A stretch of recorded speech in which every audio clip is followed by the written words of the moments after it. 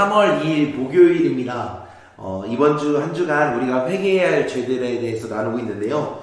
나는 죄인임을 인정합니까? 이 질문을 가슴속에 새기며 오늘 시기로 사랑을 잃은 죄에 대해서 함께 묵상해보고자 합니다. 오늘 함께 나눌 말씀은 창세기 37장 8절과 11절의 말씀인데요. 제가 읽도록 하겠습니다.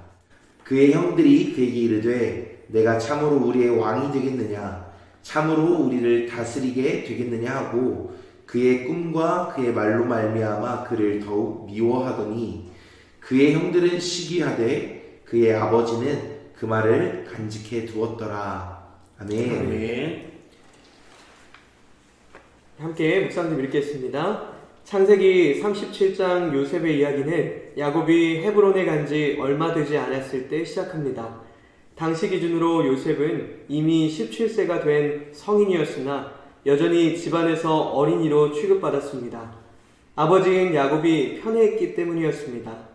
야곱은 요셉에게 왕족이나 입을 법한 명품 옷인 채색 옷을 지어줄 정도로 그를 특히 사랑했습니다. 그런데 그의 형들은 요셉을 싫어했습니다. 야곱에게 형들의 잘못을 고자질하며 어렵게 했기 때문입니다. 상황이 이런데도 요셉은 자신이 꾼 꿈을 얘기하며 형들을 더욱 분노하게 했습니다. 형님들, 꿈속에서 우리가 각각 곡식단을 묶었는데요. 나중에 제 단은 일어서 있고 형님들의 단이 제 단을 둘러서서 절했어요.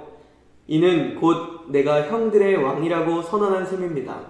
얼마 뒤 요셉이 형들을 부르더니 또다시 꿈 얘기를 합니다.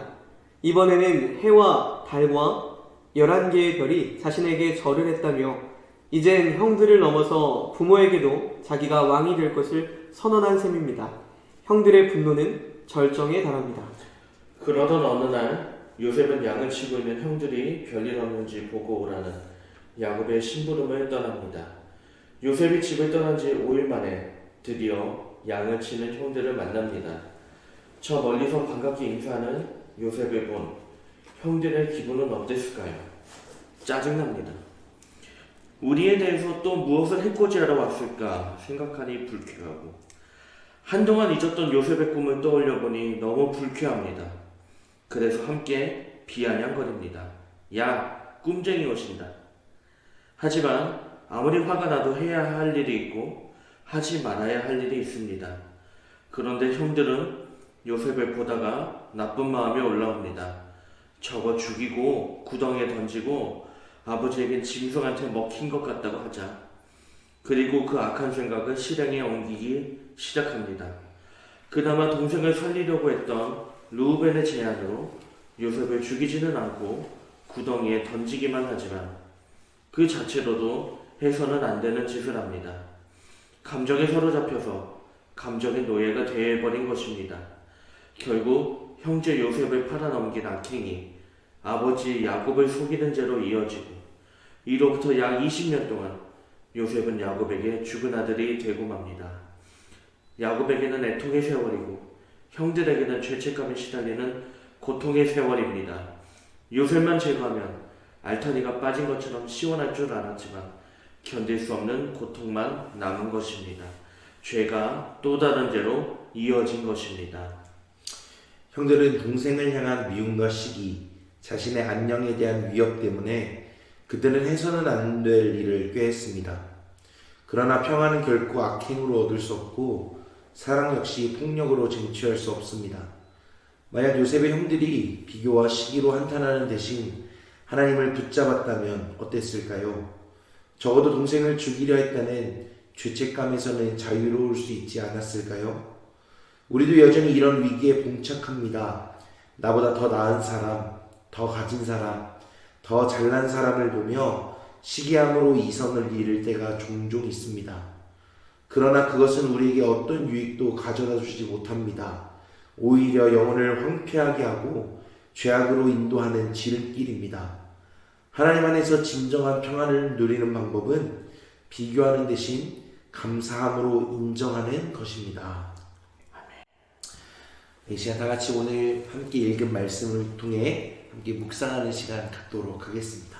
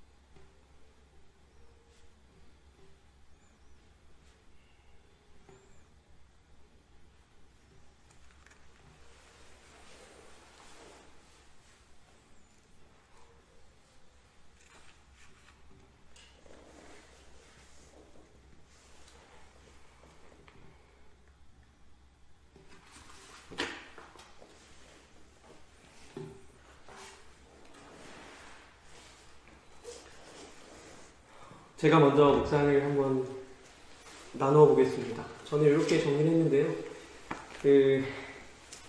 오늘 묵상 중에 형들이 그 악한 생각을 실행에 옮기기 시작했다라는 부분과 그리고 죄는 또 다른 죄로 이어진다라는 부분이 마음에 다가왔는데요. 이렇게 죄는 그 처음이 무섭다라는 생각이 들었습니다. 처음은 어렵지만 한번 실행에 옮기면 마치 마른 장작에 불이 옮겨 붙듯이 거세게 또 다른 죄로 이어지고 불어난다는 사실을 깨닫게 되었습니다. 그래서 이번 사순절 유혹을 이겨내고 절제해야 된다라는 그런 목표를 가지고 지내고 있는데요. 이번 한 번만이라는 그 유혹에서 이겨내고 처음의 늪에 빠지지 않는 그런 사순절을 보내야 되겠다는 결단과 다짐을 해보게 되었습니다.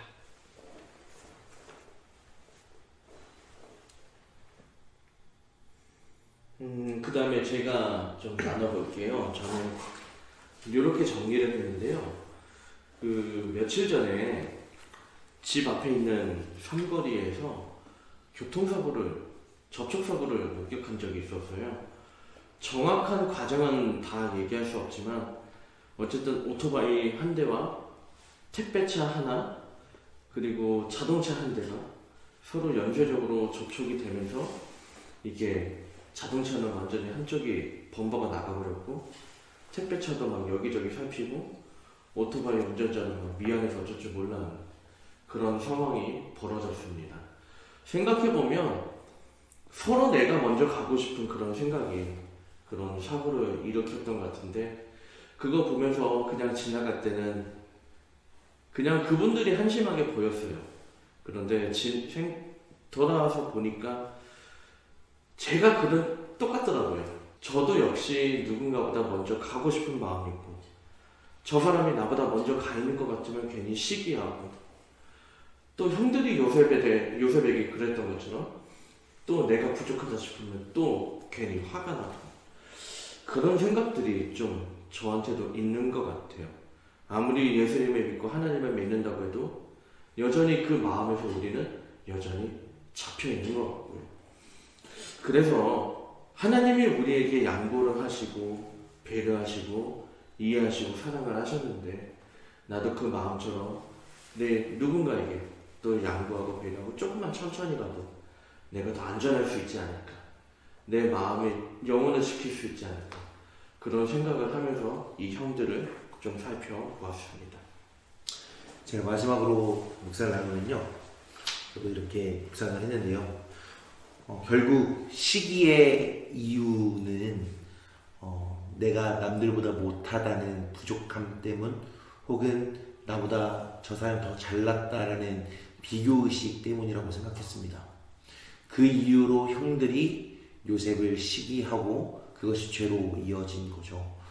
얼마 전에 제가 있었던 일을 한 가지 말씀드리려고 하는데 초등학교 1학년 학생과 3학년 학생이 피아노 학원에서 피아노 레슨을 받았습니다. 1학년보다 3학년이 더 잘하는 거는 당연한 거잖아요. 그런데 3학년 학생이 1학년 학생이 이렇게 이야기하는 겁니다. 너 왜 이렇게 피아노를 못 쳐? 그러자 1학년 학생이 이렇게 이야기하더라고요. 나는 1학년이니까 형보다 못하는 게 당연한 거야. 중요한 거는 형과 비교하는 게 아니라 나와 경쟁하고 나 스스로 더 나아지는 거야. 이 말을 듣는데 어떻게 저렇게 말을 할까라고 생각이 들었습니다.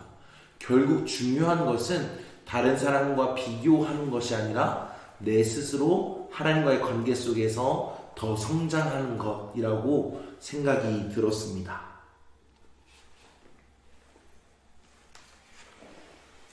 네, 여러분들은 이 말씀으로 어떤 묵상을 나눠 보셨나요? 생각하시고 또 묵상한 것들을 오늘 하루 결단하며 살아가셨으면 좋겠습니다. 오늘 묵상기도 함께 읽고 묵상을 마무리하겠습니다. 시작. 하나님, 내가 높아지고 싶었습니다. 하나님, 내가 더 잘나야 했습니다. 그래서 누군가를 유혹했고 짓밟으려고 했습니다. 이제는 남과 비교해서 이기는 만족 대신 하나님의 사랑이 주는 만족으로 살게 하옵소서. 아멘.